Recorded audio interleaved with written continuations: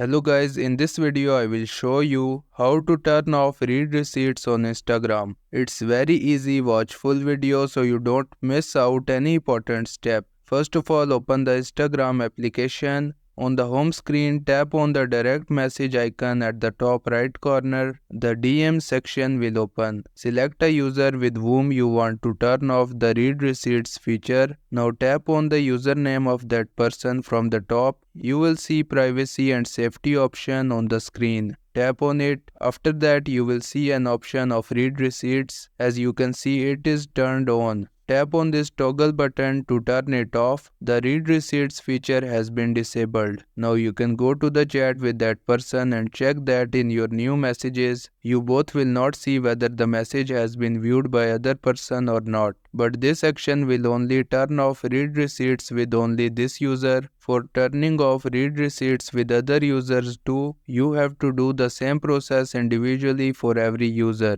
And this is how you can turn off read receipts on Instagram.